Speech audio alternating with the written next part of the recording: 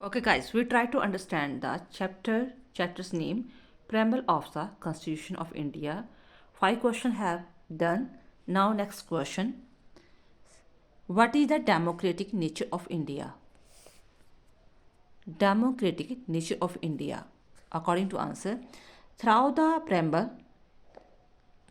because we are reading preamble of the Constitution of India. So, throughout the preamble of the Constitution, India is declared democratic state, which means that the power is not vested in the hands of the particular person or family, but it is vested among all the peoples who make use of it through their representatives who are elected directly on the basis of universal adult franchise. Besides this, there is a provision of responsible government both in center and state. Democratic nature क्या है कि जेबी ब्रेम्बल के according ही इसका वर्णन किया गया है कि हमारे देश को डेमोक्रेटिक एज ए नेचर कहा गया है। ठीक है, इसके अकॉर्डिंग जो सरकार की पावर है ना, वो किसी फैमिली के पास नहीं है, किसी पर्सन के पास नहीं है। Is not wasted in the hands of the particular person और फैमिली। ठीक है, किसी पर्सन के पास या किसी फैमिली के पास नहीं है। जैसे इंग्लैंड के राजे के पास होती है शुरू से, ठीक है, जहाँ जैसे हिटलर के पास थी, तानाशाही आर्मी के पास थी। तो हमारे इंडिया में ऐसे नहीं है, किसी पर्टिकुलर पर्सन के पास नहीं है, किसी फैमिली के पास नहीं है, बट किसके पास है? लोगों के पास, जितने भी इंडिया के लोग हैं। तो वो अपनी इस पावर को कैसे यूज़ करते हैं? रिप्रेजेंटेटिव के द्वारा। रिप्रेजेंटेटिव कौन होते हैं? एमएलए होते हैं, एमपी होते हैं। मान लो आपका सरपंच है, एमएलए है, एमपी है, पीएम है, सीएम है, वो उसे हम सभी को रिप्रेजेंटेटिव कहते हैं।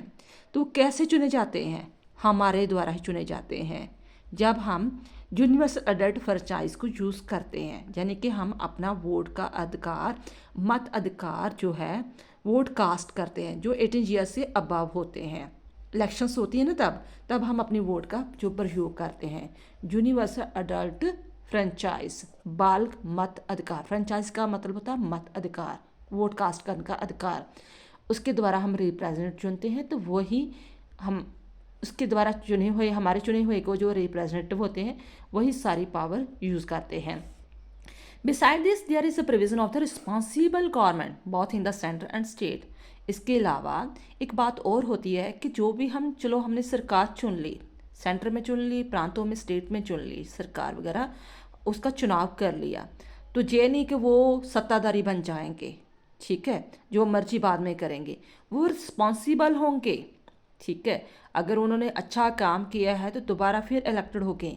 अगर अच्छा काम नहीं किया तो वो दोबारा उसे लोग इलेक्टेड नहीं करेंगे, तो हो सकता है रिकॉल भी कर सकते हैं।